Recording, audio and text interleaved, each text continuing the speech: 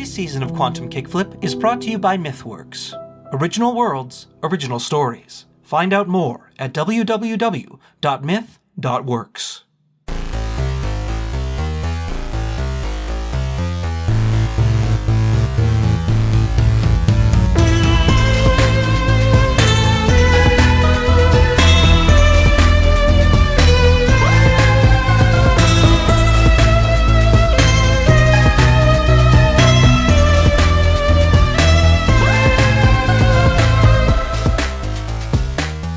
Hello and welcome to a new episode and a new season of Quantum Kickflip. I'm your host for this episode anyways.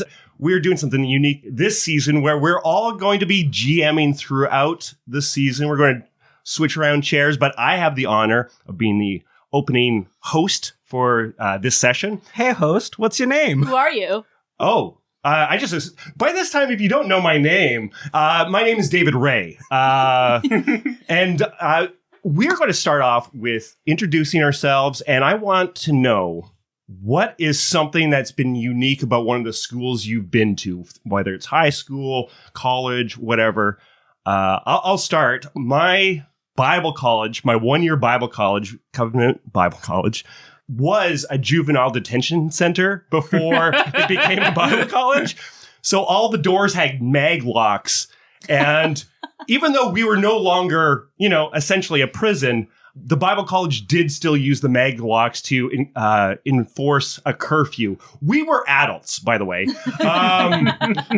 But they still had the mag locks used. So that's my unique quirk of a school. So my name is Michael Vetsch, and interesting thing about my school is less of a physical thing. Throughout my junior high, there was a program called the Academic Challenge Program, and this is like, smart kids, you get a little accelerated stuff, you do extra projects and things. But everyone who was in that class in my junior high, wrote a test to get into it, going from grade 6 to 7. I was given this test to write in grade 3. I don't know why, but they gave me this test and were like, this kid, he needs to be in the special stream. So from grade 3 onward, I was pulled out of class a few times a week to do additional projects and things. And it was like, okay, cool. Why is this happening so early? I'm just being ostracized, I guess. But it's because I was smart. Hello, my name is Laena, and the junior high school I went to was a uniform school. It was an all-girls school, and it was my choice to go there, which is very funny, given that I'm not a girl. What? Hi, I'm Liam, and the Spruce Grove Composite High School has the Spruce Grove Theater attached to it.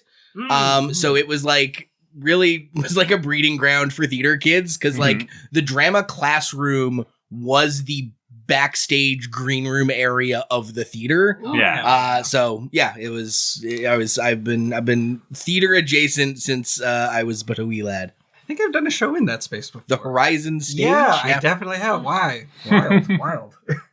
Hi, my name is Robyn, and I went to high school in a very small town and also around the turn of the millennium, dating myself. So when I went into grade 8, we had to do a little sample platter of all the option classes so that we could see what we would want to do for the rest of our high school careers. And 2 of them that we had to take were computers and keyboarding. And in the keyboarding class... Those were 2 separate ones? Yeah. Whoa! Keyboarding, in order to get an A, you had to be able to type 60 words per minute by the end of the unit. And on my opening test, I typed 70 words per minute. And I was like, can I not do this class? And they were like, no. And I was like, okay, can I set a higher goal so that I have to do 90 words per minute by the end of the class? And they were like, no, everyone has the same goal. And I was like, well, what did I do in this class? And they were like, it'll be an easy class for you. Really motivating their students to go above and beyond. Stuff. Yeah, really inspiring them to learn. But the computers class involved making cartoons in software that I had never heard of and have never heard of since.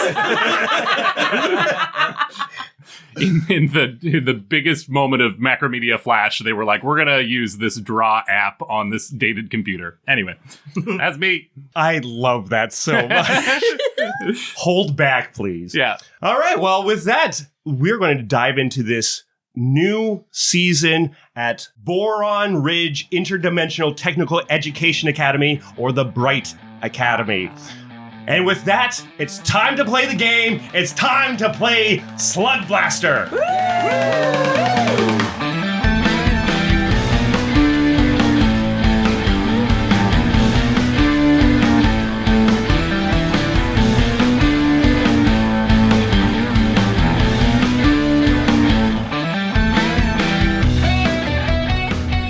We open up in a boring physics class / history class. They have to combine a lot of things because there's a lot of technical education. Up at the front, you have this lady with a, pulled back ponytail, and she's in her mid-40s, glasses, and she's going on about how the Boron Ridge used to be this mining facility, but there's all of these dimensional portals that dump stuff here, and it would be fascinating if Jake Stanley was actually listening, but he wasn't. He was watching the clock as it clicked closer to lunchtime. He has a plan. He's got this golden brown wavy hair. He's got a graphic tee with a hockey player on it. He's got jeans. He's got his Rift ninja sneakers with a little cord that goes up to his hip where there's like a disc man, and also controls for his sneakers. And in his hand, dancing across his fingers, is a key that he recently acquired and he can't wait to use. He doesn't care about education. He cares about shenanigans. The clock ticks to noon and the buzzer goes. Everybody starts standing up, and immediately Jake rushes past, goes into the hallways, and starts walking down this place where there's Thenispartians and Opera Ablins and humans and all sorts interacting, spilling out as they head towards for their lunch activities. And that's when the announcements come on, and we hear the voice of head teacher Phineas Stanley come across. Hello, students. A couple of quick announcements. First, please do not go out to quad for the next few days, as drow agents are working on cleanup from yesterday's portal hiccup. To address the rumors, yes, an excessive amount of water from Calorium was dumped over the quad, and yes, the water is from Calorium's soda lake, but for the love of all that is holy, do not try to drink from it. It is not Sprite, like some people have been claiming around the school. It is not from a lake full of soda pop. It is a lake of water with a lot of sodium. It is highly alkaline, and it will make you sick. Second, tryouts for the swim team are happening after school today, which reminds me, don't try to drink the pool water either. We have plenty of water fountains around the school. I don't know why people... It's fine. It's fine. Have a good lunch, and please make good choices. Jake is going past, seeing all these people. He's looking for someone in particular. And he passes by a popularian in a fuss graphic tee, sleeves ripped off, in tight black pants, and he's trying to sweet talk a Thenispartian with bronze-skinned, shaved head and a gangly framed, draped with a flannel and paint-stained skirt. Off to the other side, there are two Opera Ablin clones from the Pinnacle Project, and they look at Jake and they kind of titter and say some sort of comment, and Jake kind of ignores it and continues forward, heading towards the library, where he thinks he's going to be able to find his first recruit. He walks into the library, classic bookshelves and plants with the long vines and ferns and everything like this. There are a couple of people in here, one of which, Robyn, why don't you describe your character? Yeah, so I'm picturing standing right up at the front desk, having a conversation with the librarian. You see just this oversized suit of armor, this pressurized. It looks like a dive suit, like you would wear to go down and explore the ocean depths, like a pressurized atmospheric diving suit. But rather than being, full of air in a water environment, this suit, as it turns, and you can see through one of the 3 portholes on the helmet, is full of water in this oxygen-rich environment. It's made of like a sort of dull green metal with like that rubberized joints and limbs, like the sort of got Michelin Man vibes on the arms and legs.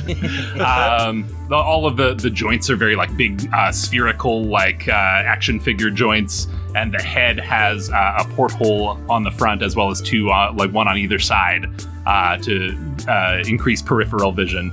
And inside you can see the BRITE School's only Desninian student, Gobriel Lubgorch from the plane of Desnine. He's a fish man. And he is arguing heatedly with the librarian, trying to get his point across. You can hear his voice. I think it comes out through a speaker on the outside of the armor. So it like he's talking inside, but there's a receptor that's picking it up and broadcasting it. And he's saying to the librarian, "What do you mean you don't have any books on slugblasting? You have books on every topic. You're a library. You have to have information for me. And how am I supposed to become a slugblaster if I can't do the research?" Well, I told you that we don't allow slug blasting around here. We frown upon it. It's dangerous. Do you have books that contain bank robberies?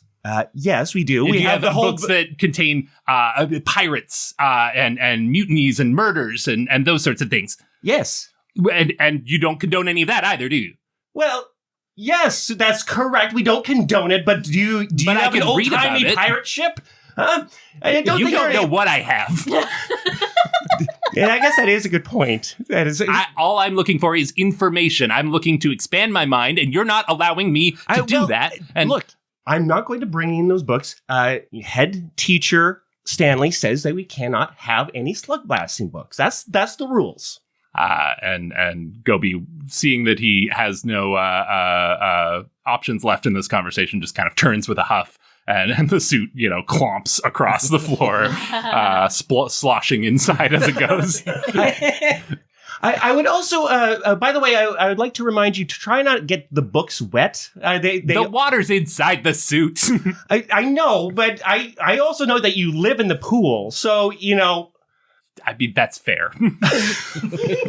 and so as you turn away and you see Jake there, and Jake is smiling broadly. He's got like that gap in between his two front teeth kind of a thing. And he sidles up to you and like, hey, you're Gobriel, right? Gobriel Lubgorch, yes. And you are? Flakes. My name's Jacob, but call me Flakes. Nice to meet you, Jacob. Yeah. Okay, well, that's fine. I'm just wanting to reach out to you. I heard that you might be interested in slug blasting. Goby's eyes, which are two huge yellow eyes that kind of stick out on the side of either side of his head, light up. And literally? What's that? Do they literally light up? Yeah, they got a glow to them. And the sort of ray fin ridges, like he's got a couple of like fins on the top of his head. He's got 3 fins across the top, and they all kind of stand at attention as you mention slug blasting. And he's like, "Do you know about slug blasting?" Oh, I love slug blasting. I can't wait to go into other dimensions. I recently came across a space-time amphimeter, and I'm wanting to go. And if you're somebody that's interested in slug blasting, I would love to be able to have you on my team. That sounds incredible, because I am so interested in slug blasting. In fact, I'm one of the best slug blasters in the school, and I have a ton of experience. I've been to so many dimensions, and as he's saying this, Goby is like generally like a kind of a blue greeny color, fishman vibes. But he starts to he's got a bit of a translucence to him as well. And you see him start to just glow from inside, just like a dull burgundy color. I mean, that's great. Okay, but we do have to keep it on the down low a little bit, okay? Oh, of course, because slug blasting is highly frowned upon. Yeah, well, also, you have a speaker that's very, like, just loud. I can... do you have, like, a volume? He's, like, fidgeting inside the suit. The arms go limp for a second as he pulls his arms out of the arms. And his voice gets quieter. He's still speaking at full volume, but it just sounds like he's further away. Well, that's great. Do you have much equipment though? I don't really have a board, but I have a way of solving that. But do you have equipment? I mean, and he goes to do like a cool like spin in his powered armor, but it's so big and clunky that it like takes several seconds for him to turn all the way around. And then he looks back at you and goes, "You're looking at it." I'm visualizing like the way the Teletubbies dance. Correct. Wait, you can be pretty agile in that? Oh, you better believe it, buddy. Oh man, this is great. I'm needing to get some more supplies, and I think we're going to do that. We're going to meet in room 204. It's the disused music room. I'll meet you there after class. All right, sounds good. Okay, great. And off Jake runs out looking for his next mark, I guess. Goby's glow shifts from the dull burgundy to a bright electric blue as he just like walks away with a big grin on his face.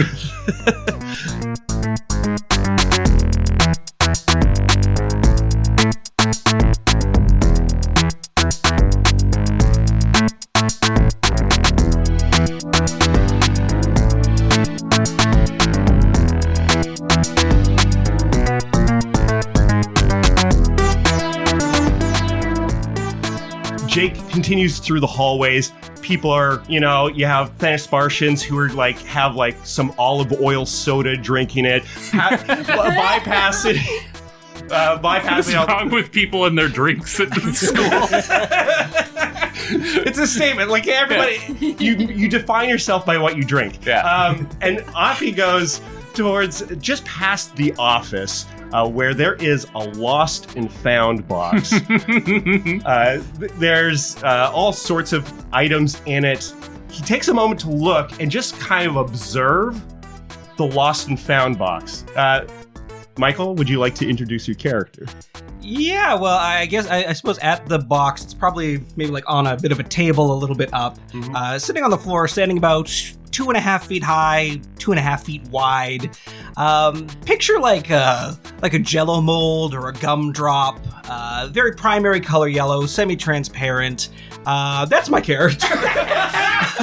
I am playing. We are insane this season. I am playing Flobert Slyman.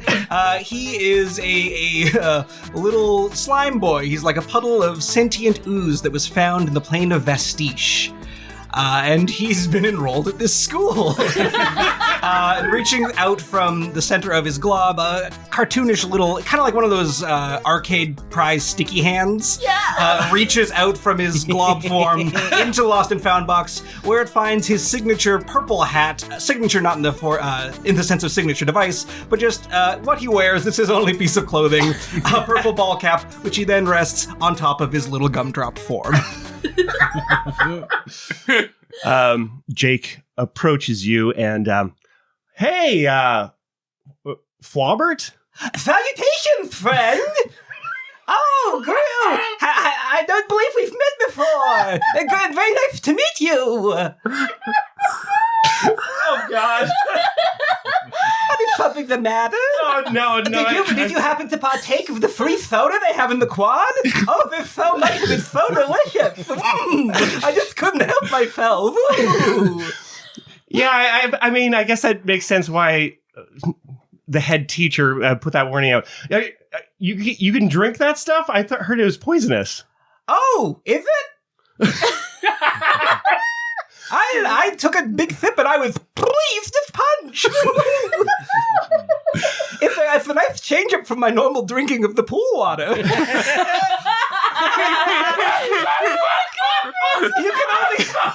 You can only go chlorinated for so long. The sodium's a nice change of pace.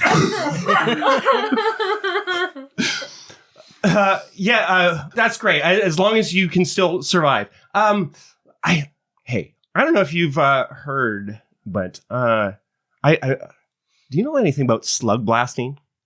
Slugblasting, and a little ear forms on the side of the gumdrop and sort of stretches forward up to your mouth. I'm not overly educated on the subject, but it sounds intriguing. Well, I mean, you kind of have some experience already because you kind of were dumped out randomly through one of the portals in the quad. You came from Besiege, right? You went from one dimension to another, right? I've done some traveling before, yeah. Well, slugblasting is just going out, or sneaking around, going to other dimensions, and that sounds kind of like fun, right? Sneaking, you say? Ooh! And with that, he just like fully dissolves into a puddle on the floor, kind of gets on your shoes a little bit. Hey, what? These shoes are... These are some sweet kicks, bro. Sorry, you knew my name, but I don't think we've actually probably met before. Yeah. My name's Jacob, but you can call me Flakes. Flakes! Oh, greetings! And instead of forming a hand, he just kind of globs onto your hand for a handshake. Thanks. As you said, I'm Flobert, but lots of people just call me Bub, or Bubby, if they're close. Well, Bubby, I'm hoping that we can use you, because you seem like you can get under doors and get around things and go through vents and stuff. Oh, sure thing! I love being used! I don't know how to respond to that. That's most people don't. I want you to join me. This is not me using you. You're joining a team. A team? Wow. Yeah. That sounds so exciting. We can be Bubby Buddies. Bubby Buddies. I love it. That's great. So tell you what. After class, meet me in room 204. Okay? All right. 204. You've got it, boss. Great. And he tries to shake off the slime that he is busy getting. Bubby moves over to the side of the office and glorps into a grate, once again dropping his hat. The disgruntled, receptionist working at the office, picks it up and puts it back in the lost and found bit.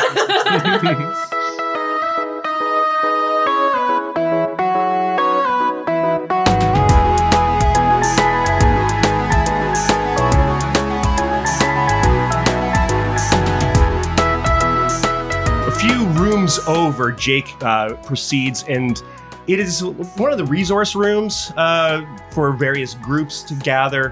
One in particular is the yearbook group, and Jake doesn't really go here too often, but he knows somebody there can help him with his chicanery. So as he comes into the room, Laena, why don't you introduce your character?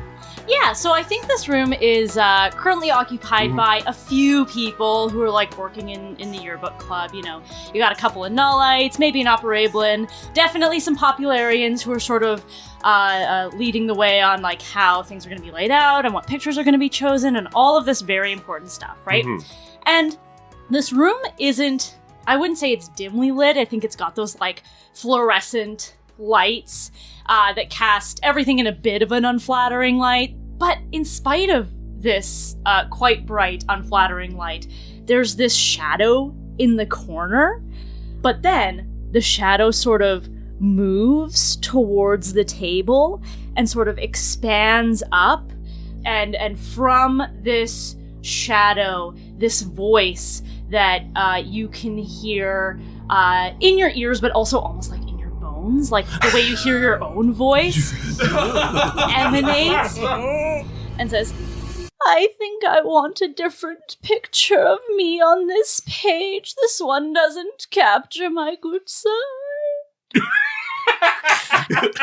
So this 6.5 foot tall, featureless black shadow, vaguely almost like lupine or maybe a little bit gorilla shaped, 4 sort of legs?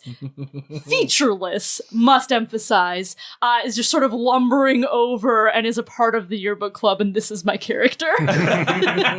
One of the other students there, this nullite, is like, I think you look great. I think the picture's great. I think that my smile could be better. Hang on, let me try. And glowing red teeth like start forming one by one and like slowly expanding into a smile that is too big and too curvy. No eyes, just like a semicircular, huge, toothy smile. A couple of the kids turn away, can't like bear the. Picturing it starting at the bottom of the circle and going out to either side, and then it just like it goes too far around the circle. Just a full circle of teeth. And Flakes is kind of taken aback. Oh yeah. Hi, Miserée? Yes, that's me. And the teeth all go and disappear. Hey, I know you're working in here, but could I talk to you real quick? Yes, absolutely. Is there somewhere we can kind of go? This is like a private conversation I want to have. How private are we talking? Because you could just hop in. Sorry, hop in? You could hop in.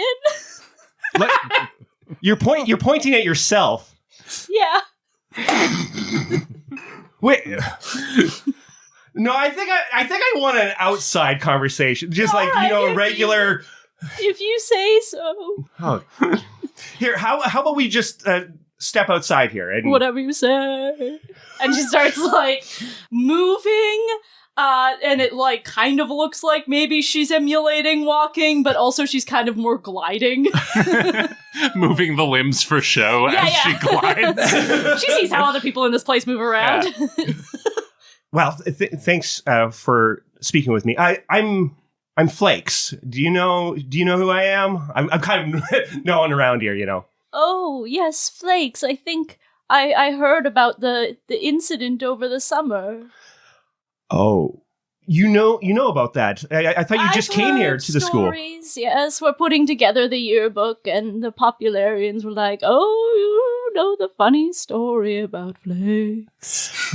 Well, I mean, it's not really that funny. It's just like a little bit funny. I mean, sometimes. When you fall off a hill, sometimes your pants just come down on their own. That sometimes just happens. And people were, pointing and laughing. That was not that was all a bit. That was it. It was a bit I did and I meant to do it. But it was only the bit that you did was only a little bit funny.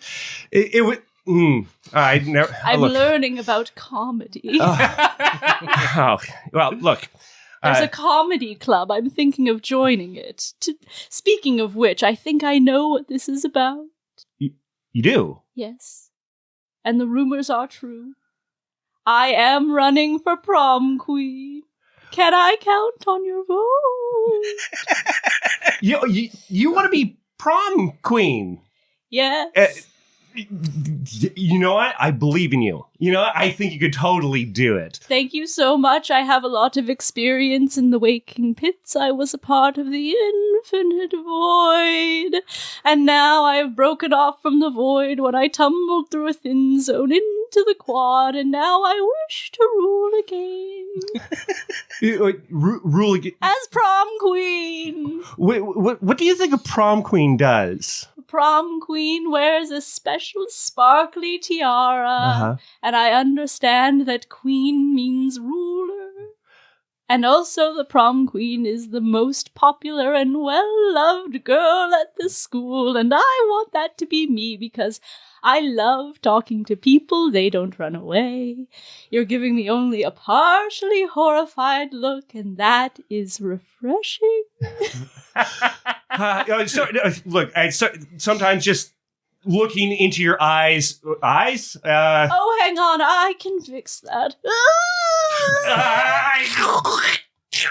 God. And one by one, like 2 eyes, and then a third, and then the third one is like, wait, and then it goes away. And these 2, like, bright, like, yellow and cyan irised eyes are just, like, bearing down upon you. Again, way too big. Does this make you feel more comfortable?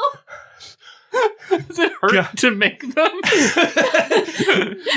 it just requires effort. Okay. Yes. No. It helps a lot, I think. I'm just going to like look over. I have to break eye contact sometimes just to gather my thoughts. The eyes float around the void, trying to meet your Trying to gaze. meet your gaze, yeah. I assume that you're pretty good at, moving around, being hidden and everything, right? Yes, most often I am missed in roll call. Well, I think that this could be a help. And, if you want my vote, there's an easy way to get my vote. Perfect. I'm all ears. And very much like Flobert, just like little pointy ears at the top, little floppy ears at the side, humanoid ears just everywhere. I can hear that, and I... Good radio, right? Yeah. Oh. Well, okay. Look, just meet me in room 204, and we'll have a discussion there, and I'll tell you about the special project I'm working on. I'll be there. Fantastic. Okay, I'm going to go, and he's still avoiding, like, looking in your direction. Apparently there's a prom king as well. Think about it. Huh. I will think about that. Okay, I'll see you after class. See you then. Okay, great. And then he like pulls out his notebook and, he scratches off the 3 names. He sees the last one like, okay.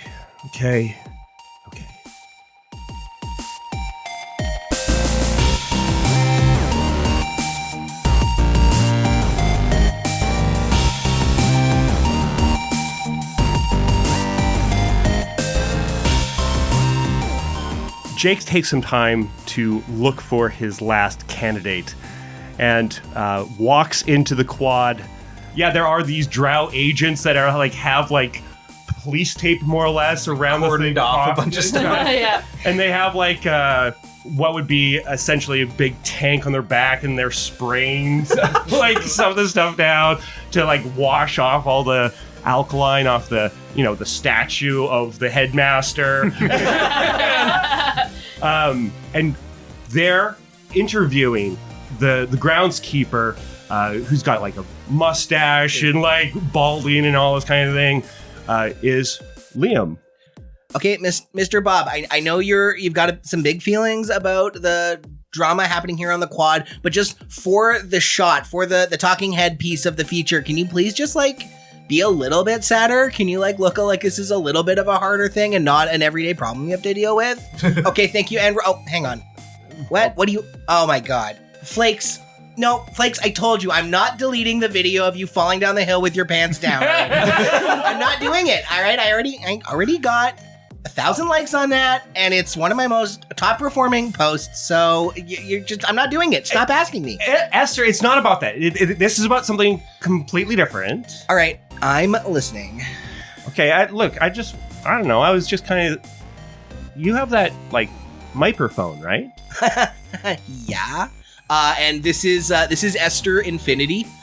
She's a popularian, fairly petite, just over 5 feet, shoulder length, wavy black hair, but it's not really black. It's deep purple.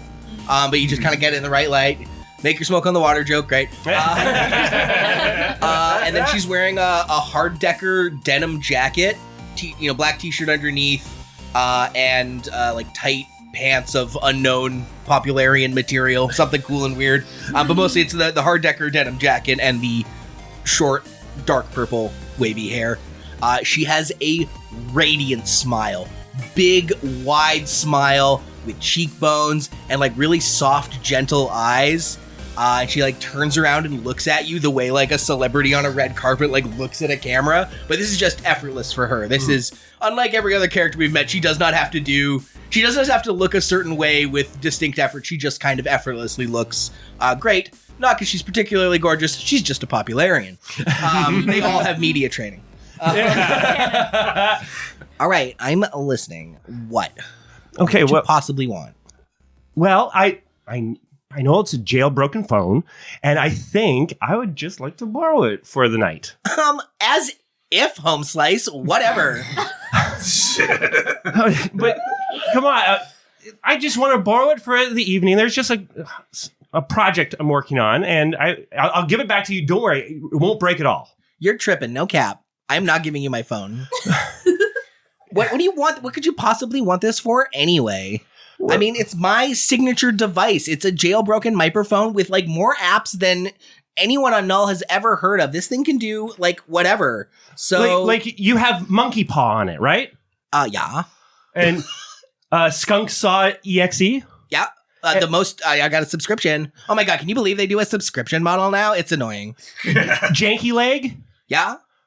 Animal Noises? Oh my God. Do you live in 10 years ago? Yes, of course I do. What about ZR Data Poison Pill?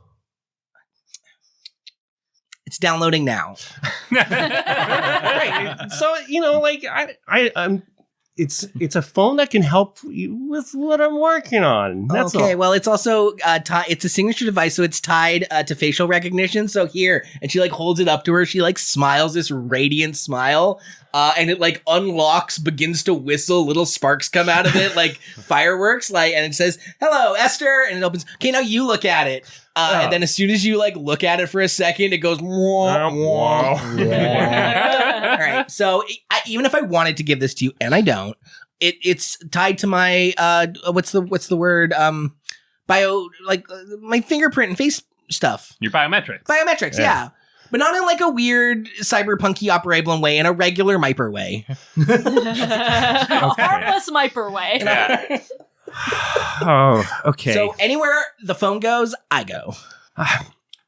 Look, I want to start some slug blasting, and I want to be able to go to some other dimensions, and I want to get some equipment, and some hacking abilities might be helpful. I don't know what's on the other side of this. Now you're talking. You didn't tell me this was about Slugblaster, and you didn't tell me this was about a clandestine search for stuff we're not supposed to have. Of course I'm in. Oh my God, yes I'm in. Okay, but it's just that, last time we had a school project together, you just made fun of me a lot, and yeah, and it got so many likes. All right, well, we're meeting in room 204, the old music room. Yeah, I know the old music room. I've been here as long as you have. I know. Shouldn't you be graduated by now? I can't leave. You know this, all right? Okay, I am here until my dad gets his name cleared or we get extradited back to Popularia. Well, just try not to tell anybody. You can't live stream this. Don't worry. When I want to keep a secret, I can. So I just very rarely do. But yes, my lips are sealed until I change my mind. Okay, well, I'll see you after school then. Okay, bye. Okay. And off Jake goes. As he's starting to cycle through these interactions he just had, and like, oh boy, hopefully I can trust these people. And off he goes to go get some Infinitē pizza that's in the cafeteria.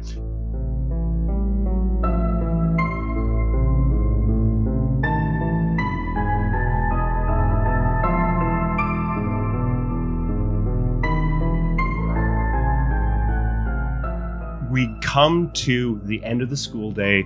People are filing out, heading their own ways. This is a boarding school in the middle of northern Alberta. There is nowhere to really go. There is a gas station / diner that is like the one place to kind of go and hang out.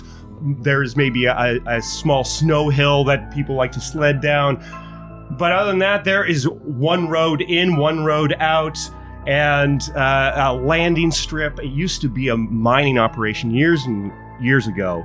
What did they mine? Boron. Oh, wow. It sounds boring. Yeah. And nobody knows what boron's used for. Cannon. No one knows. They were just mining and trying to figure, what do we do with this stuff? And then they closed it down, and then they discovered all of these one-way portals that dropped stuff randomly. Maybe slime boys from Vestige, or people from the Endless Void in the Waking Pits. But they didn't build like a playground or anything. It is just the school, some houses, and the truck stop. But That's why you make your own fun, such as in room 204. They do not use this music room anymore. There was an incident that messes with the acoustics of the music room, making it a useless music room. So instead they store all their useless ping pong tables with broken legs and bits of background from plays in the past and, broken down radio equipment. And there's a few chairs inside that are stacked up where we have found our crew, Jake's crew, gathered. How do you think you're all gathering and sitting as you're looking across from each other? Jake has not come in yet. As Goby enters, he looks around at this motley assortment of weirdos here. I don't think Goby recognizes a lot of I don't think he's a particularly popular or well-connected guy at this school. We're only 2 weeks into the school year, but he lays eyes on Esther and immediately is like, "Oh, but you're Esther Infinitē. You're from the social media, the videos. Oh my goodness, I've watched all of your stuff. Oh my goodness, thank you. You're from Popularia." Yeah. Where are you from? I don't think we've met. What is... He kind of looks down at his whole deal and looks back up and is like, Desneen. Okay, you say that like it's obvious, but it's the literal infinite multiverse. No, that's fair. That's fair. Yeah, obviously there's the famous water one, but what if there's a less famous water one? If there was a less famous water one, I'd probably be from there, but there's not, so I'm not. Okay. Hi. Gobriel Lubgorch. Very pleased to meet you. He holds up one of his giant hands. Actually, sorry, can you say that again, but just into the camera, just for posterity, please? Oh, yeah, and he kind of it's like front facing. I can see myself on the screen. He kind of tries to position himself in a way that doesn't look too awkward and looks at the front porthole and then turns and looks at the side to see if that looks better and is like, no, Gobriel Lubgorch, aspiring Slugblaster. From behind you, what you thought was a shadow says, "And I'm Miserée." Oh my god. Greetings, fellow students. May I count on your vote for prom queen? It's September. Sorry, I'm looking at you and I feel like my heart can hear the Big Bang happening. What? I don't understand. Can you? I have that effect on people. Oh. And then she does what might be a hair toss and then just little flecks of shadow flick out into space and then suck back into her. That was kind of cool as hell. Can I record that also for posterity? Please record your name and your bit. My name is Miserée, and I am running for prom queen. Toss. Oh my god, that's gonna look great. And then she goes back. Can you put a cool filter on it? And she goes back to look at her phone, and between it, I think the phone can't capture you.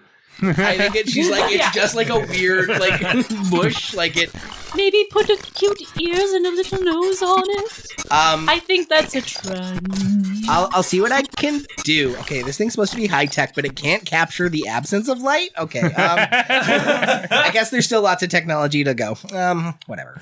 So did Flakes talk to both of you? Yeah. Wow. Oh, Jacob, yes, yeah. He goes by Flakes. He goes by Flakes. Well, that's preposterous, but...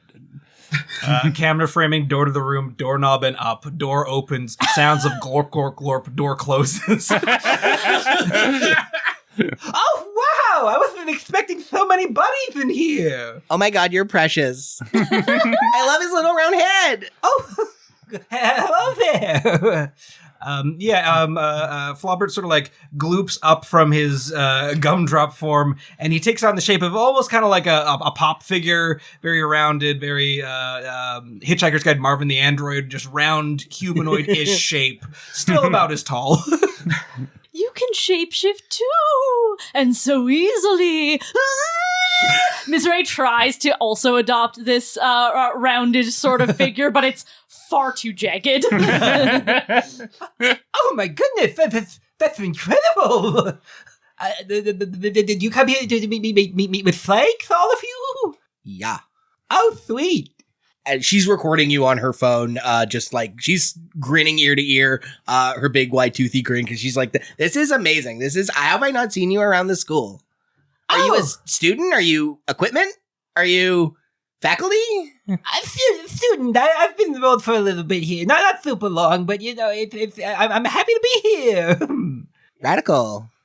Sorry, my name is Flobert. I don't know if I said. Greetings, Flobert. I'm Miserée. Gobriel Lubgorch. Gobriel. And I'm Esther Infinitē, Slugblaster documentarian extraordinaire. We all know who Esther Infinitē is. We all know Esther Infinitē, right? Gobriel.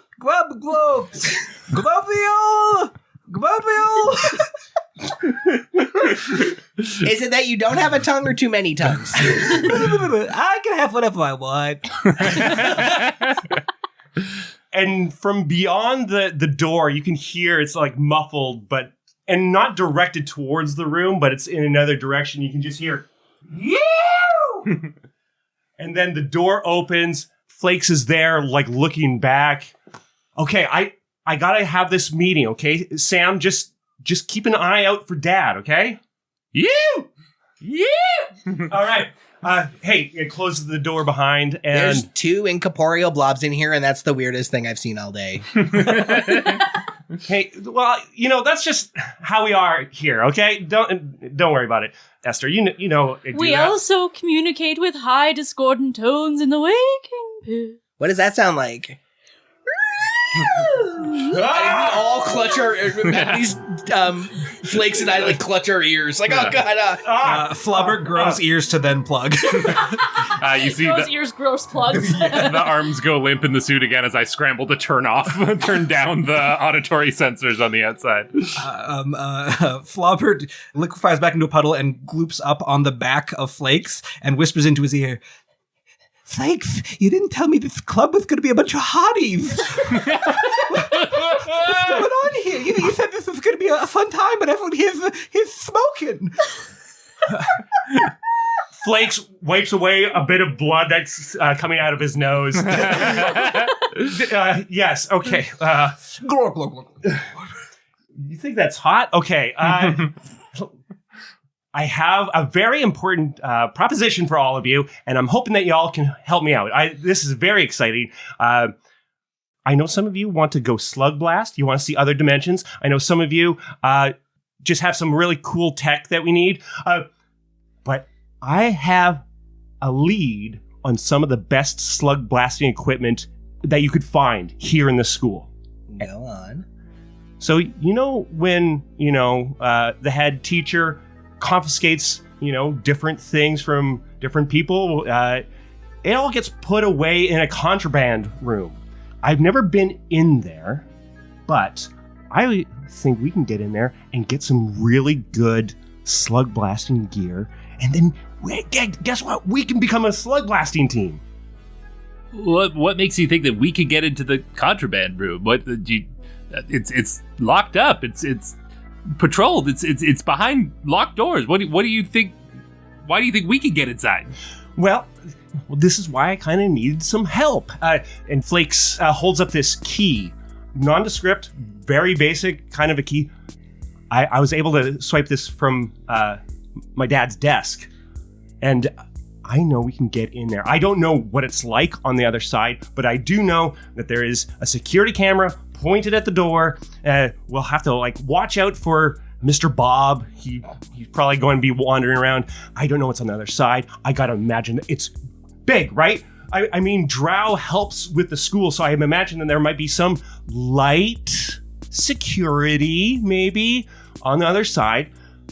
But that's why I got somebody who can fit under doors, and another that can probably not show up on cameras. And, I also have the help of one of the best slug blasters from Desneen. And absolutely. Also Esther's here. Yeah, thanks. You realize I come from clandestine uncovering secret royalty, right? Yeah, I'm aware. That's why we need your phone. Okay, we'll say that next time. I mean, the phone. It's put the phone again. You don't understand. Okay, listen, Flakes. I am only here because my dad was an air horn blower back on Popularia. He told everyone in the dimension about the Supreme Judge panel's rampant corruption. They're all bought and paid for. They decide who wins the dimensional popularity contest. And now we are here in Asylum. So if you want something found out and discovered and uncovered that nobody else knows how to do, I am literally the number one gal in the school. So yeah, I got a great phone, but you're lucky I'm here and you're lucky to have me. And if you disrespect me again, you're gonna be sorry. I mean, we're all here against our will. None of us want to be in.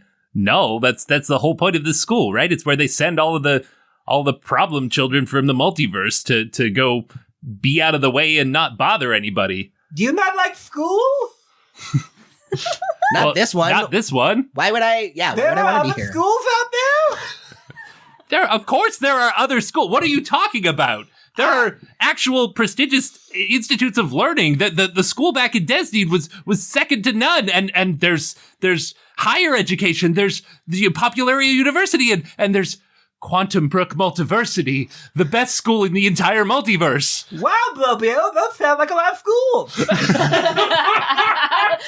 whole schools in the multiverse. Yeah, but before I was here, I was going to Popularia University, which has the best documentarian crew. The asides that they do reality TV style are top of the line. Wow, this is so exciting. You all have so many aspirations. Well, aspirations are one thing, but we're all here now. And out of all the schools and all of the dimensions and all of the multiverse, this is the last one that I would ever want to be at. But it's okay, because I'm working on changing things, so it's fine. I think this presents opportunities for all of us. It presents an opportunity for me to be prom queen, and an opportunity for all of us to get together when we would not have otherwise. This is the longest I've been allowed in a club so far. By the way, shortly after you left yearbook club, they said I was, and like air quotes appear on either side of Miserée's head. Done!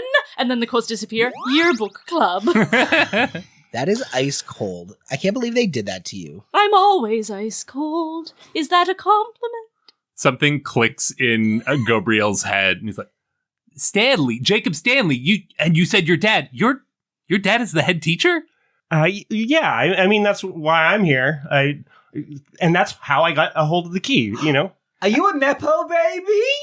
And then something else clicks in Gobriel's head, and he looks up Esther's account on his phone, and then looks back at Jacob and is like, pants down idiot eats shit brackets funny.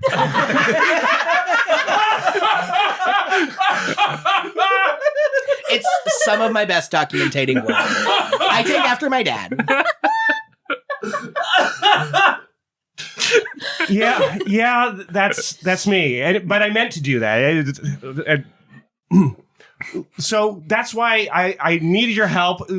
So that way, you know, we're all from different groups. We hang out in different areas, and you know, we'll keep this to ourselves, right? My dad is exiled from our home dimension for speaking truth to power. You don't have to worry about me. I am very in on this, and I am very impressed that you've discovered this. I am all in, and I won't say a thing. This sounds so exciting. It's just like Ocean's 23. Is that the dimension you're from? She's looking over at Goby. Yeah.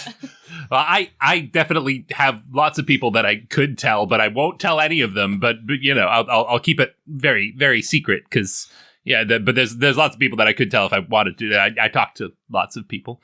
Unlike Goby, I have no one I could tell about this. I'm just excited to share in a secret with all of you.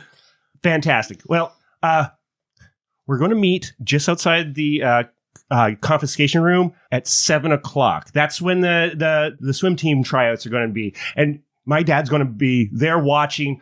A lot of people will be distracted. It's the perfect time to strike. So I'll see you at 7:00. I mean, I'll got nowhere better to be. They have to drain my room every time the swim team practices. Hands in, I've heard that's a thing. Yeah, hands in. And Jake puts his hand on top of yours and just like gravity. Instant pins and needles. Yeah, pins and needles. You know what? I think we can just hands in at a distance. Just there we go. Flobert plops a hand on top and it's just constantly sucking goop off, but it's like always regenerating back. Big rubberized mitt goes in the middle.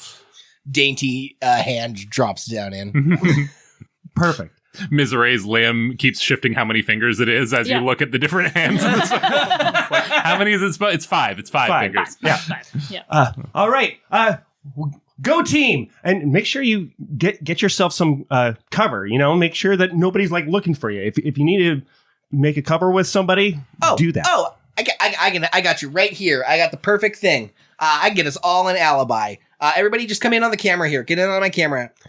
And she just takes a picture of all of us in the room, and then using her phone, like schedules the post for 7:05, and like even adjusts the timestamp in the data to say 7:05. Yeah. And she's like, "Great, we're all just having music club. Done and done. Posted." As far as everyone knows, at 7:05, we were here, and this picture was taken at 7:05. So, Are we forming a band? not in this room. And then, like, she says room, and it should echo, but it doesn't.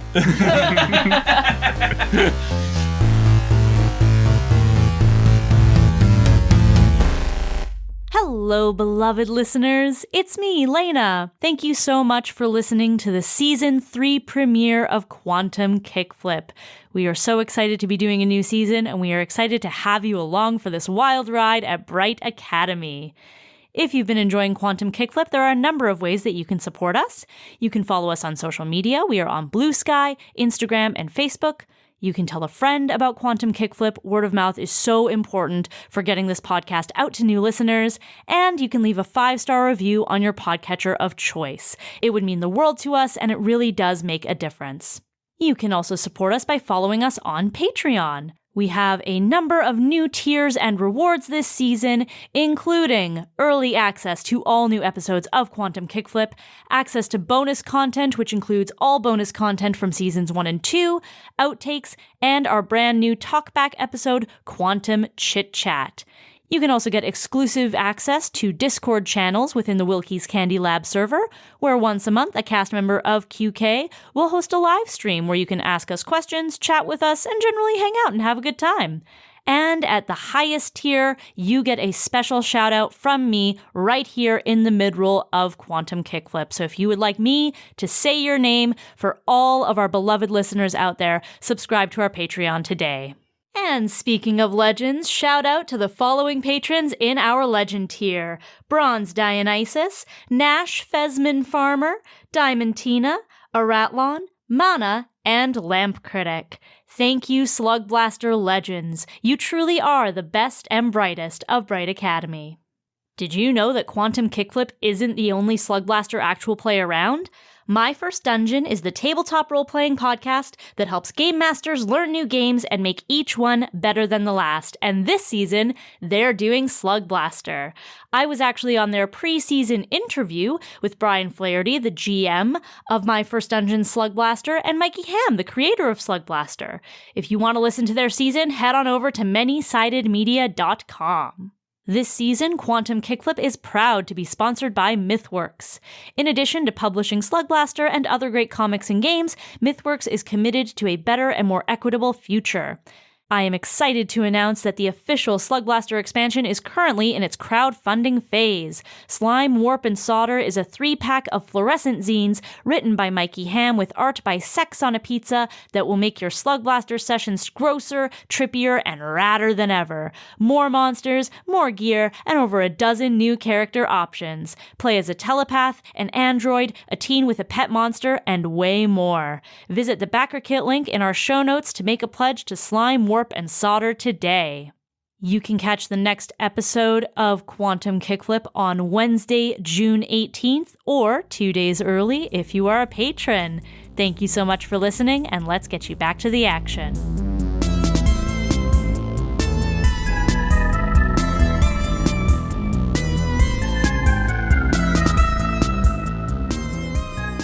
We're now going to start moving into checks. The first progress track that we're going to have is open. These are different elements of like how we are covering our tracks going in.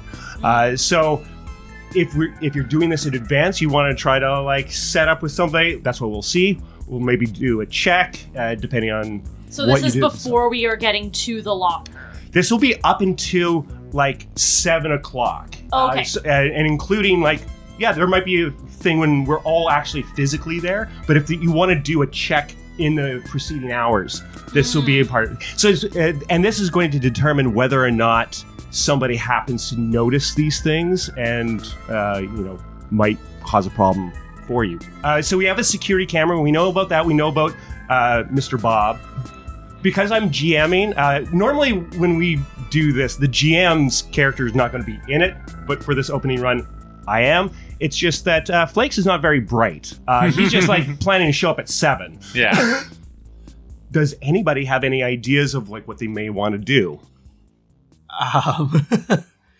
Flobert could try and make a mess somewhere that would distract Mr. Bob. That's very good. I like that. I don't necessarily know what I would use to roll, but I think that's a good play, is really just goop up someplace. Yeah. So do you have like, say, an ability? Like, I feel like one of your slime form abilities. Yeah, I haven't sort of explicitly stated yet, but I took one of these signature devices, a new one that Mikey sort of cooked up for us for an upcoming release of stuff for Slugblaster, the slime form. Puberty goes hard sometimes, huh? Especially for ultra-terrestrial subspecies victims of intense peelback accidents, and that poor kid who got doused by a barrel of chemicals that fell off a truck. I took slime form as instead of just a form I can go into, and made it the form I'm always in. Yeah. But get some different slime powers. Okay. Well, if you would like, you could roll using that. If you want to use, some kick or boost or whatever. Yeah, I think I am going to... I flavored part of our normal gear. You get like a ray gun, and my thought for that was that instead of a gun, I just shoot globs of goo. I just shoot portions of myself, like big glorps, very Splatoon style. So I think I might just go out and do some blop blop blopping. Like in a variety of places?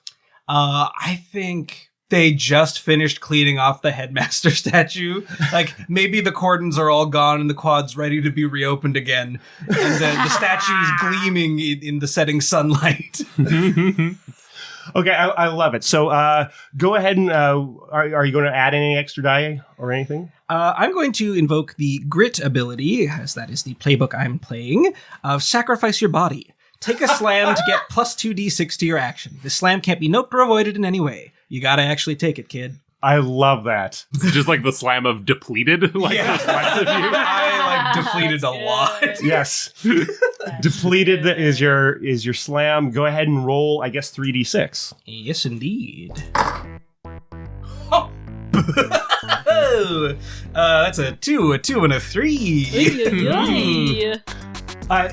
So as you are, like, why don't you start describing what is happening, and then I'll maybe interject.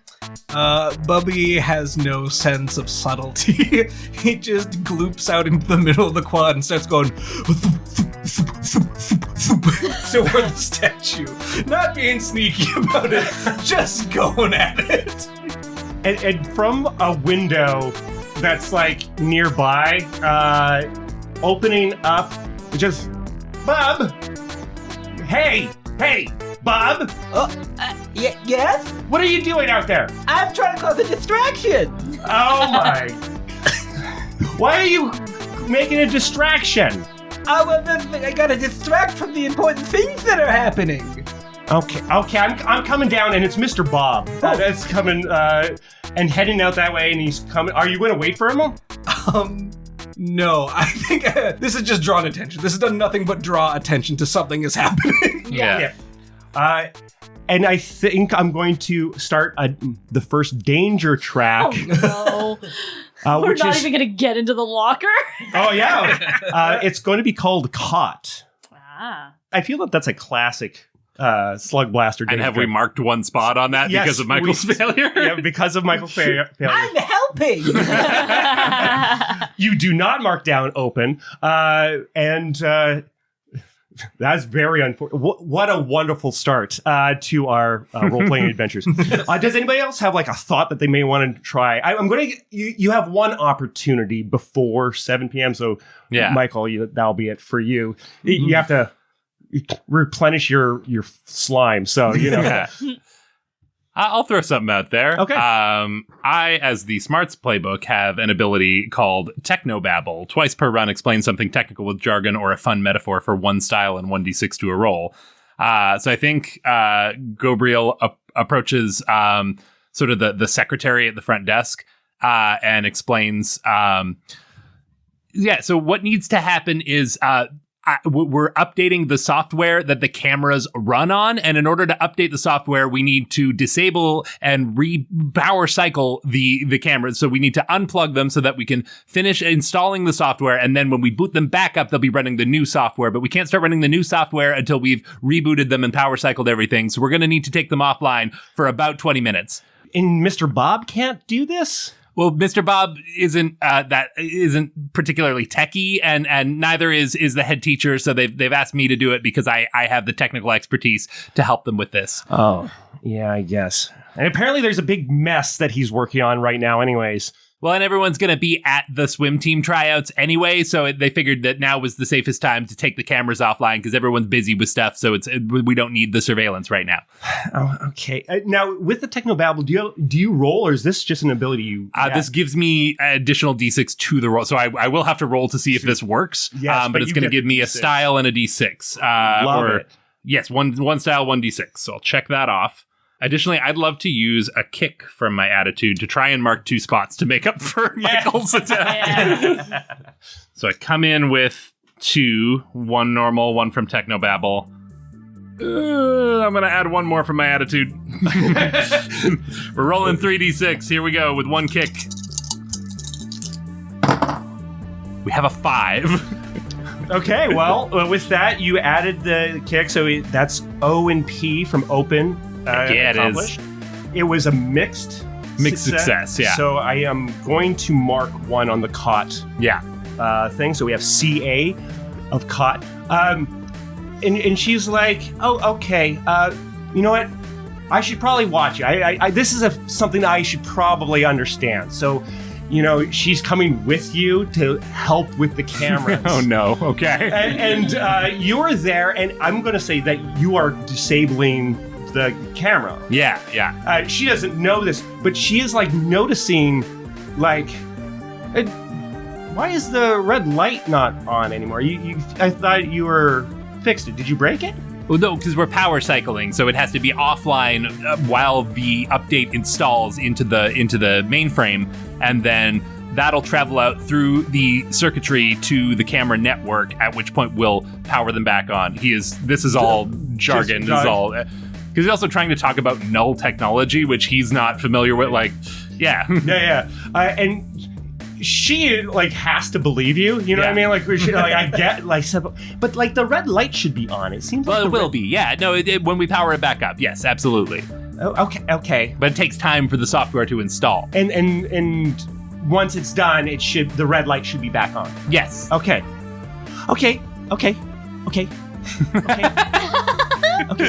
And she leaves on her way, and there's like that thought in the back of your brain, you're like, if she comes back here later, she's gonna wonder why it's still down. But you think you have the cover, at least you won't be seen going in. Yes, yeah. I was hoping for like, oh, this is tech shit.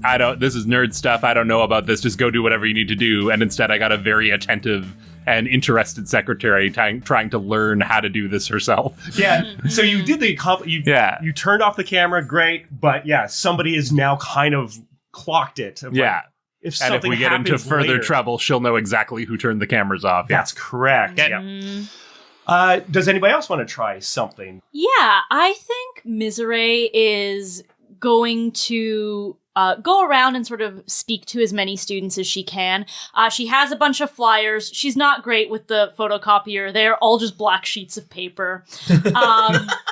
And she's basically just like doing her prom queen campaign, trying to like put herself out there, get to know the students. She does genuinely like interacting with people. And there's a little bit of a subtext that if she's talking to all of these people and like making her presence known throughout the afternoon, maybe she builds up her reputation as like, what, Miserée was doing something? No, she's so nice. You try to pad your reputation a little bit. Yeah. So that like it kind of strains credibility that I would be up to chicanery. Sure.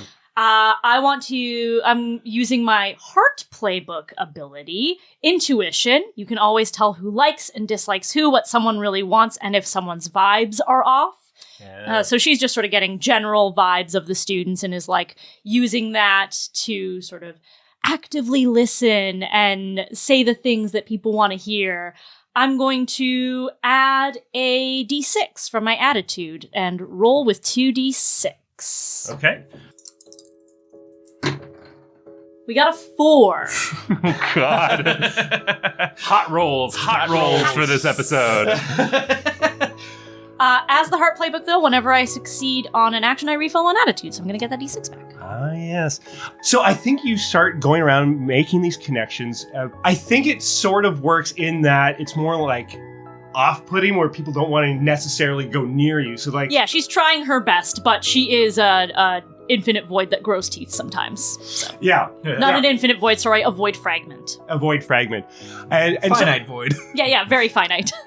So I think what it's going to be is like people are going to stay away from you, weirdly enough, and like so when you start heading down towards the confiscation room, like they're not going to go that way. Yeah. So it works. I think one of the things you start picking up, though, you're picking up the vibes, is like they are rejecting you. You're starting to notice like, oh, they have a problem with you. So I'm going to put an offer out. Yeah. That you get hit with an emotional slam of heartbroken? Ooh. Ostracized. Ostracized is a great one. Oh, sure. If you want to accept that, you can nope Would it. that be in place of the danger track being marked? That's correct. I'm offering Then the slam. I will take the slam. Okay. Yeah, I think that is sort of the way that everyone sort of interacts in the school, I think is really interesting to Miserée, because being from the Waking Pits, there's no cliques. There's no, groups of friends and, clubs and general sense of community, right? It's all monsters and shadows and the concept of fear itself. So this is very new to Miserée, and she likes it a lot. And she really is genuinely trying to make these connections, but as she does, she realizes that that's kind of how people are still seeing her. Yeah. And yeah, I think that would get to her a little bit. Yeah, I love it. Love it. Great. Liam, did you have one? You can, as I said, save it for 7. I think everything she could do would be at 7. I also love that you did the security camera, because I'm using one of the new signature devices Mikey has cooked up for potential expansions to Slugblaster. So I'm using the jailbroken microphone, or the specialized microphone. And the main thing I can do is a remote hacking dongle where I can hack anything, including cameras. Oh, no. So as soon as you start, I'm like, I'm gonna just let you finish. Yeah. And so I think for her, you know what I'm gonna say, and maybe it won't necessarily help us with the open, but I think it'll help us when we're in there. She's just gonna go around and ask students try to get a lay of what's been confiscated by other students, so that when we're in there, we're not digging through boxes of t-shirts with swear words on them, or drugs. Who wants those? We want this where what part of the confiscation room is going to have the Slugblaster gear, and what ones are going to have other confiscated nonsense. And so she's going to kind of grill other students like, hey, what have you had confiscated? Oh my God, did the physics teacher really take that away from you? I can't believe it. How many stickers were on it, and how big is it, and would it fit in a Foot Locker? I love that. Yeah. Okay, so this is a roll, I guess? Yeah, it's going to be a roll, and I'll be honest, I'm going to pass it because of her raw talent. She's always been amazing at investigations. Yeah. So if I fail this, it'll be a 4 or a 5. Okay, so, but I'm hoping for a 6. That's the Guts playbook. She's great at investigations because, like I said, her dad is like the Edward Snowden of Popularia. But I am going to add a D6, an attitude. 4. 4. Okay. Interesting enough, I'm actually not going to give you the N on open. Okay. Because this is actually for the progress track that's coming up. Great. You're marking off one now, and you were going to like stumble across it maybe, but you actually heard about it in advance. Great. That there is one, yes, there are like lenses and coils and all that kind of stuff, and there's like all sorts of different gear that's from the normal book that's available. However, there is one that is a special chest. There's word that they have like a specialized drow kind of chest that supposedly has some unique gear inside of it that who knows what's in there, but you know that there's one. It has a pad on it, and it has like a bunch of locks and defenses on it. You've heard legend about this thing, so you're marking the first letter off of chest. Amazing. Yeah. And I think some of the people she talks to, just to sort of build out the school a little more, isn't like individual students, but it's crowds. So she touches base with the Thrashers, the Heads, the Mavens, the Freaks, the Normies. These are different cliques throughout the school that are also crowds in the Slugblaster playbook that we have sort of conceptualized as like cliques at the school. And so just laying the groundwork now that, hey, we're going to meet the Thrashers, the Heads, the Mavens, the Freaks, and the Normies again sooner rather than later. But she goes around and talks to all the cliques to figure out what they're missing. And each one of them has their, oh, my board was taken. My t-shirt with a swear word on it was taken. But they're all like, but I've heard. Yeah. And it's this thing. And after hearing 5 different groups of people talk about this rumored and legend chest, this drow chest, she's... One, we've got an edge, and 2, her appetite is really piqued because her whole thing is kind of like being an investigator and uncovering secrets the way her dad did. As I said, an air horn blower, a whistle blower, but for a party adventure.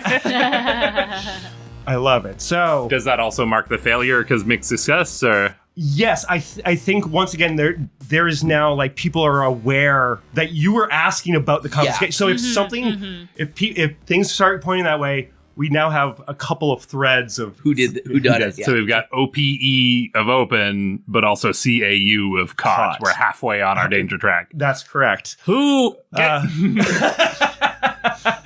So as we gather together, it's kind of quiet. A lot of people are at the pool, either watching the tryouts or they're like outside.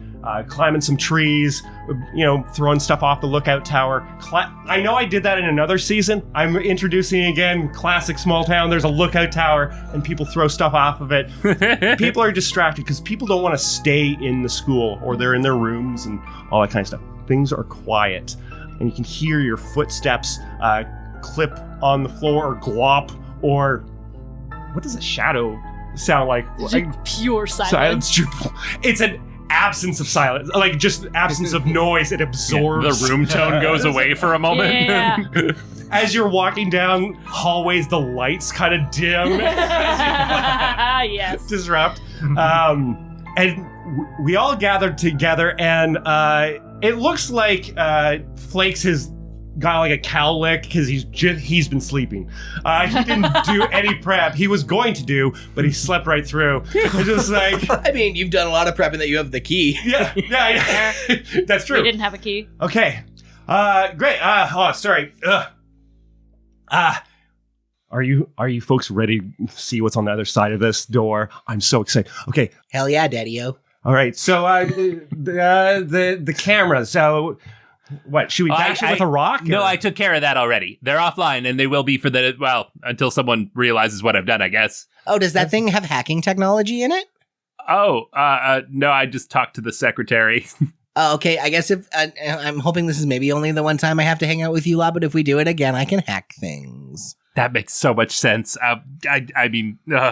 Hey, we're learning. We're growing. It's fine. Before we get started, would anyone like a vanilla latte? There's a part of Miserée that is extended and is like a flat tray, and on top of it is like a to-go cup from the cafeteria. I was trying to offer it to potential voters, but no one took me up on it. Flobert shoots out a little bit of his self that acts like a straw. It just goes in through the little hole in the top and sucks all of the latte out of the cup. Great, it's cold. Ooh, iced. And then it just sinks into the void, never to be seen again. Goby will take one of them and open up almost like a gas tank hatch on the side of the suit somewhere and pour the latte in, and it you see it diffuse into the water. Clouds a little until it spreads out. And then he's just breathing water through his gills like he normally does. He's like, "Oh, is that cinnamon?" Just a little dash. If we're all going to take a latte, I think then Esther goes to reach out, but her hand kind of touches yours. And before she can get her hand on the coffee cup, her eyes kind of roll back in her head. And she pulls her hand away quickly. And she's like, I really was thirsty for a latte, but when we touched, I could see maggots eating a dandelion in a time-lapse speed. And I've kind of lost my appetite, so... Well, that's my favorite program. Flakes, you want? Flakes, would you like one? Yeah, great. And immediately takes it, slams it back. It is cold. I take off the lid at the top and just slam it, crush it on my head and you! And toss I just onto the ground. Okay, let's go. And just he is so amped. And he goes to the door, gets the key out, unlocks the door, opens it inside, and inside is one of those sinks with a mop in it. Yeah. Yeah. The low, wide sink for emptying a mop into. And then there's a broom on the wall. And there is oh, this looks just like my room. Yeah, this is the other janitor's closet. Yeah, there's one in each wing. Yeah. And Flakes is just kind of bewildered. And what? I thought this is where stuff was going to be. And he goes and looks around and there's no nuts. And he goes to kick the mop bucket. Mm-hmm. And I'm going to invoke my ability, Lucky. This is from the Chill playbook, which is once per run, dumb luck helps you. A tree falls on a monster, lasers miss you as you tie your shoes. You unknowingly give someone a perfect gift. I'm going to invoke it because as he goes and kicks it, he slips and falls towards that sink at the back where he has stepped through the kind of stealth disguised door that actually is similar to what we saw in season 1 that Lake's mom had in that portal door. Oh yeah, set up, and that kind of fades away, and he slams into it, kind of breaks the illusion, and you can see this heavy metal door that can clearly project a dimensional portal to somewhere. And sorry, has he gone through it or just run into it? He ran into it and shattered and, the broke the illusion. facade. That was Ah. Yeah, pretty much everything in here is just kind of a projection, sort of. There is Okay. actually a mop bucket inside. That's funny the enough. only thing. Yeah. But actually, it's just kind of generically holding this kind of space, so nobody would think anything of it. You even established that there's another janitor's closet. So with that knocks off N on open. We have the ability to go inside. Flakes is trying his best to immediately look at there's some sort of panel on the side, and he tries to play around with it, and you easily with your phone can this is exactly what my phone's here for. And and instead of this metal background, it's replaced by what is on the other side, which is another pocket dimension. Some of you who might be familiar with Drow, this is a Drow secured storage cube. It is effectively a warehouse that you can have. So this room should only be a really small room, but it actually opens into this fairly big space. And as you breach in, close that the door behind you so nobody follows you, you walk in and you can see that racks go up about 12 feet high. And you can see these, different aisles. Think of almost like a Costco warehouse kind of vibe, but closer. It's not very wide, these aisles, and that those kind of racks are kind of involved. And as you're looking around, you look up at the ceiling, and you can see that there is a floor up there and more shelves that hang down. And then you look off and you try to see where the edge is, and you can see more shelves that come jutting out of the wall with a floor on the wall. Yeah. And you start exploring this space. Flakes is like, what is this? And he goes over towards the corner, and he like puts his hands up and he like feels this weird change in gravity, and he like steps forward and gravity changes at a 90-degree angle, and he can like start walking up the wall, as it were. So there's like hard gravity on all 6 sides of this cube. Incredible. And you start looking around, and we are going to add, you hear that there's a kind of like a beep, just gentle beep. Uh-oh. Beep. I'm going to put a timer track. Time left. And it's so everything we do marks this. This isn't a failure situation. This is every action. Now, there might be ways to replenish and get more time added that if you want to do that. What we're going to do, you can try to pitch to me what you're going to look for, what you might, if you want to try to slow down things, if you want to try access some panels, there's a variety of things you can do.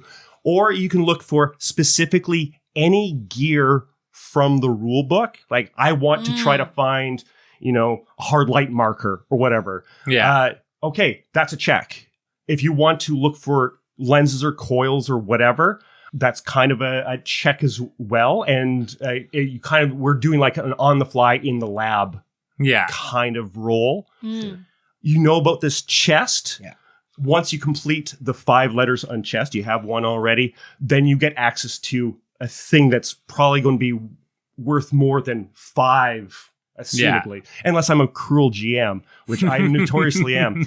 But it's probably worth 5 checks. Yeah. Ew, deadlines? No, thank you. I do not work on deadlines. Art and slug blasting happens on my time and nobody else's. And she pulls out her phone and kind of points it to where the beeping is coming from. And the first thing she's going to do is try to buy us more time. She's not having this timer. Okay. No, thank you. So I'm going to use from my jailbroken microphone, the remote hacking dongle. Roll to hack even isolated air-gapped devices within 50 feet. Connection is unstable. She's just going to try to hack this timer to buy us, I guess, 2 letters. The one I use, replace it +1. Yes. Is what I'm going for. Yeah.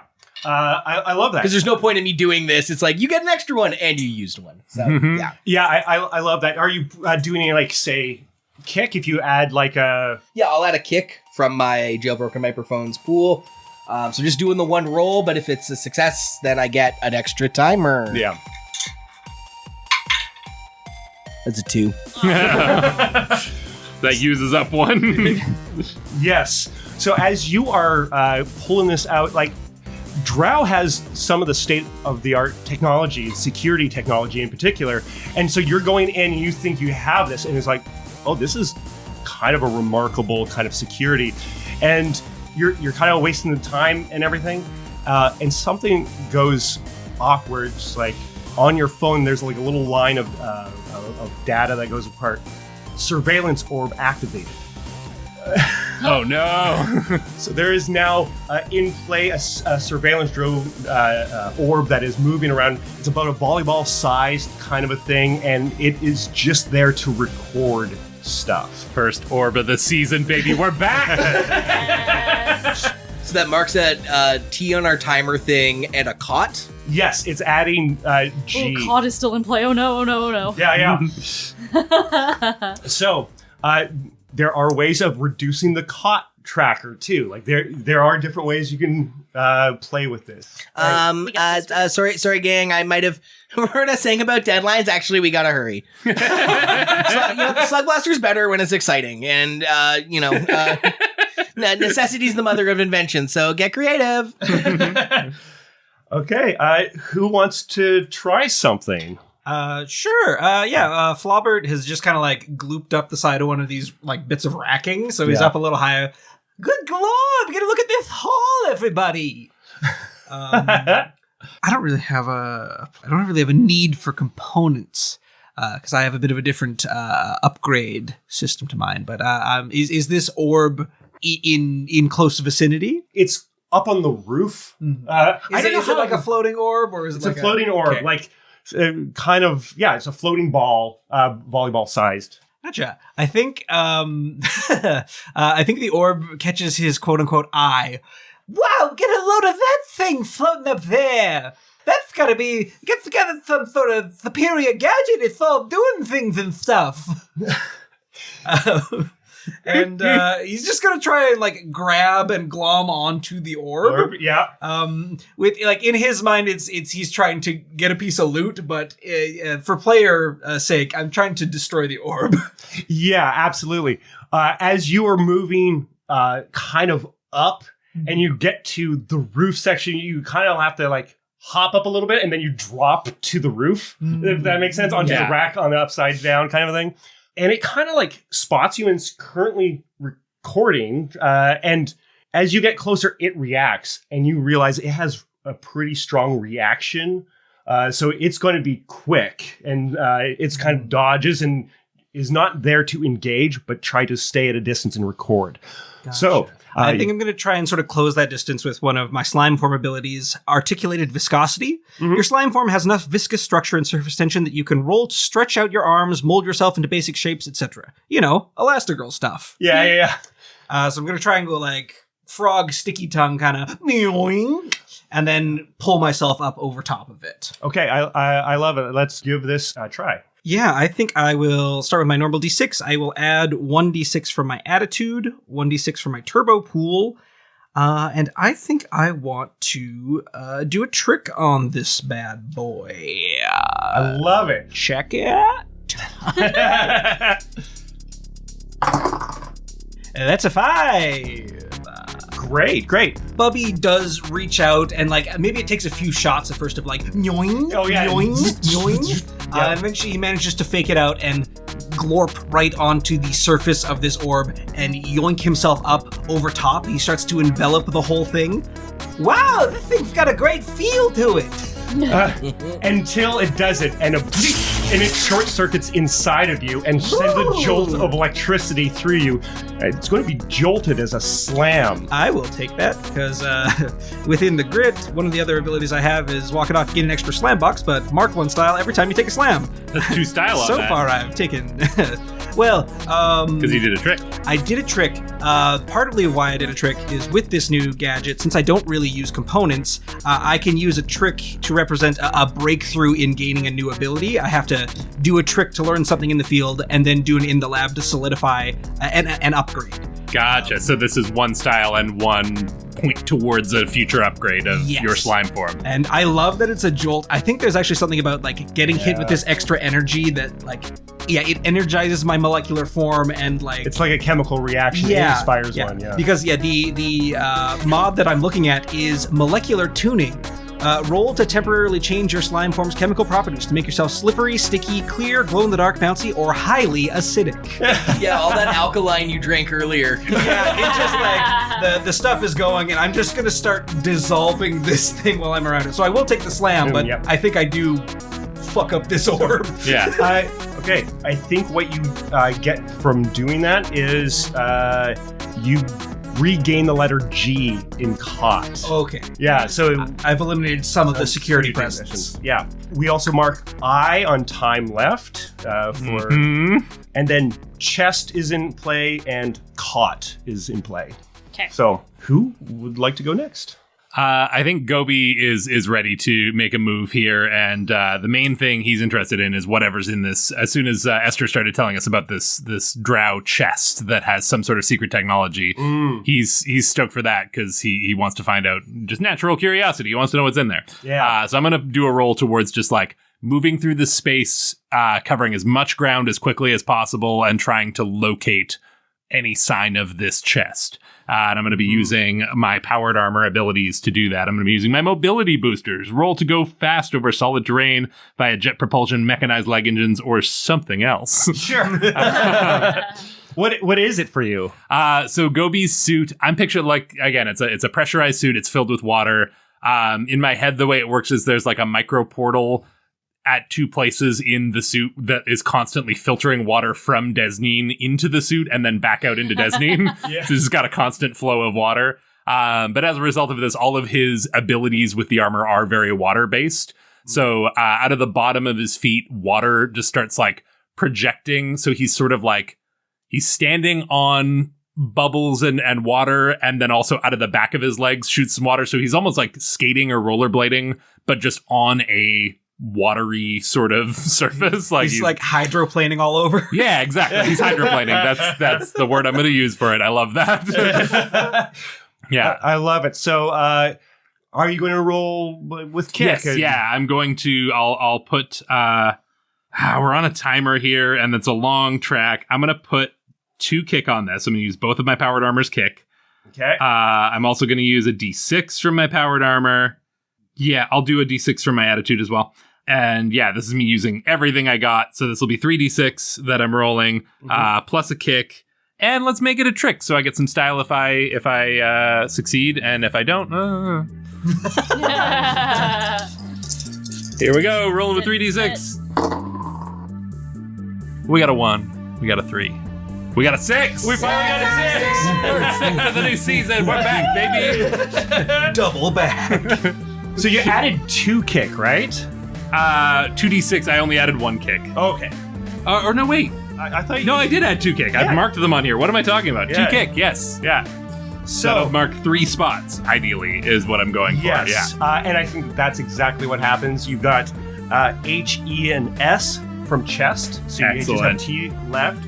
Yeah, the bottom of his feet sort of erupt into these plumes of water, and he goes shooting forward, and he's skating around, and he skates up a wall, and is going along the wall surface, and then comes up onto the roof, and he's just like moving through these aisles, seeing all this stuff, but using his smarts to try and like focus in and look for specifically this chest and everything that Esther described it as. And I think as you are going around, you realize that they also have cloaking technology, right? Yeah. And that's how you discover it, where there's kind of like, there's this plain cardboard box. There's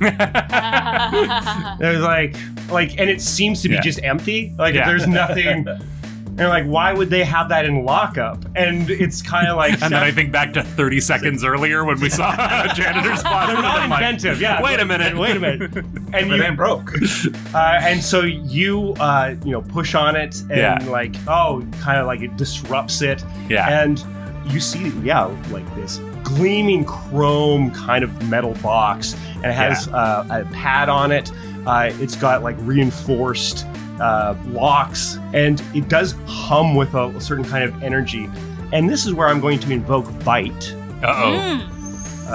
Oh boy, I've been waiting. You can't let us have one 6. We keep rolling badly, and you're like, I guess I don't get to use a bite because you fucked yourself. Because I believe I have that right. I get 4 bites. Oh, yeah. Okay. Yeah, 1 per player. Yeah. Kick us as we're standing up,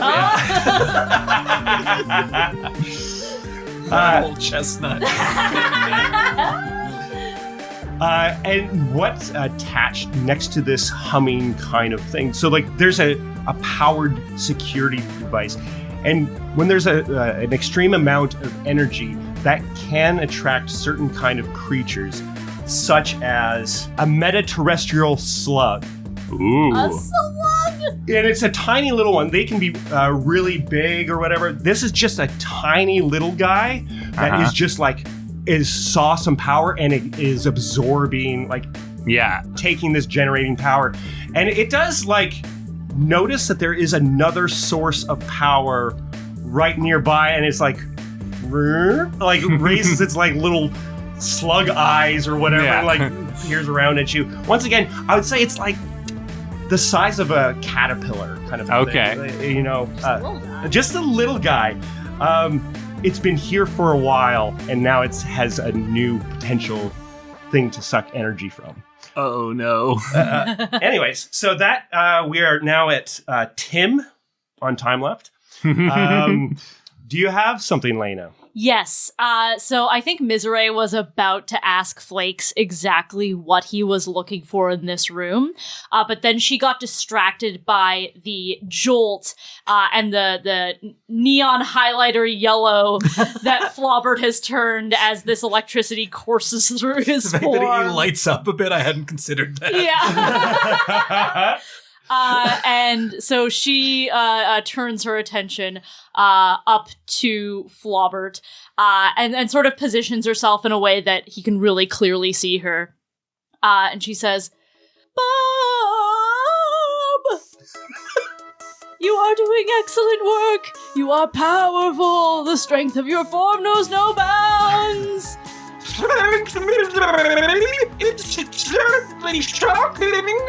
I'm open! And I'm gonna invoke 2 abilities here. Okay. First, I want to invoke Pep Talk. Once per run, refill 3 hype or clear a slam for a teammate. What do they need to hear the most right now? We still have all our hype. We haven't spent any of it yet. So I would like to suggest that I clear your depleted slam, giving you the energy and motivation to reform some of the slime that you had lost from vandalizing the headmaster's statue. And the second ability I would like to invoke, hopefully setting up Flobert for getting rid of this orb, is Chaos Vent from my Voidware backpack. It's just Miserée. She's just Void. But I am using the abilities of the Voidware backpack as my signature device, and so I would like to use Chaos Vent, Mark 1 Turbo, turn your bag into a one-way portal to a randomly selected world. So somehow she gets even more all-encompassingly black, and maybe there's like a sound that sort of starts to emanate from her, and her appendages, of which there are more than 4 at this point, just sort of like stretch out towards Flobert as if she is preparing for a catch.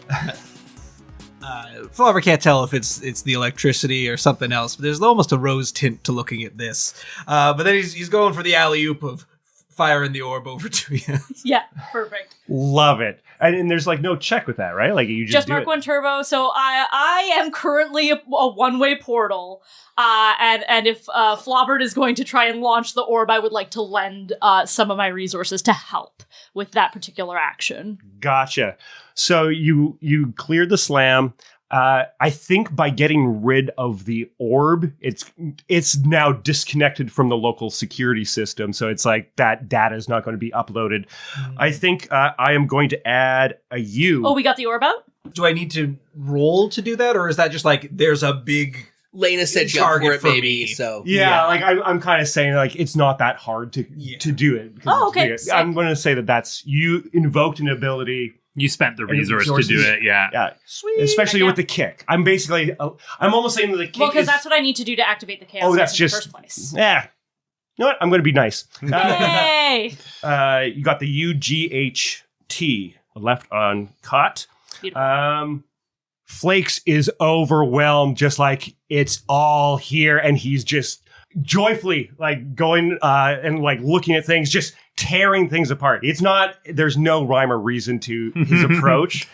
So I think he's going to attempt to find advanced portal tech. And so I think that's what he's going to try to come across. And there is, of course, a lock on a lot of these different things. Like they lock up stuff that's maybe more advanced, more dangerous or whatever. And he's like, I'm gonna try to get that. And he's going to attempt to break it. He has, his ray gun kind of thing ready to go. And he's just going to do a classic shot. I roll with an extra dive because I'm the chill. He's about to do that. And then he has another idea. He puts it away and he like goes down to his hip, hits a couple buttons on the Discman that connects to his sneakers, and engages the hyper phaser that allows him to phase through walls and other matter. And he's just going to try to go and grab it and try Just to reach pull it through the wall. and That's try very to. good. Yes. I'm going to add a kick, and I'll add a turbo. Why not? So that way I roll with 3.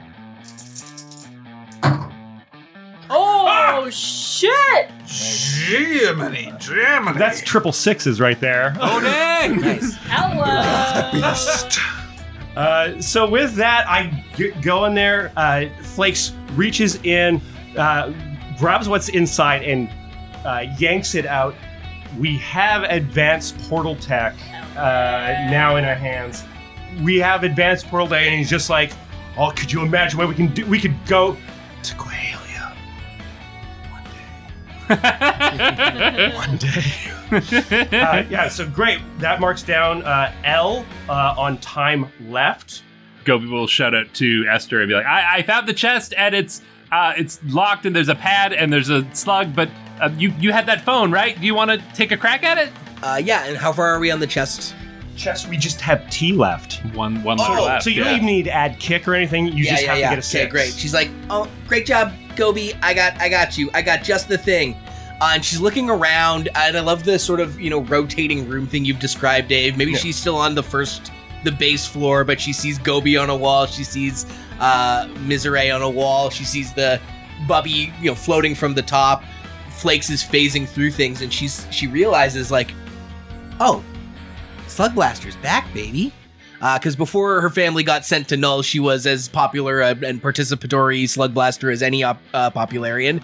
And then obviously it's outlawed at this school, so it's been a kind of a while since she's got her fix. And of all the things she loves to document, it's Slugblaster. She wants to be the director of the next great Slugblaster video. And so not only is she going to open it, but she is going to use this opportunity to capture the coolest trick she could possibly muster in this. So I'm going to use my ray gun as well, which I think is her phone, and it shoots like EMPs. Very good. Is kind of the bit. It's not dissimilar to remote hacking dongle, but for this case, it's just got a little more aggression to it. So she's going to take a blast at the chest, but she's also going to check it, do a trick.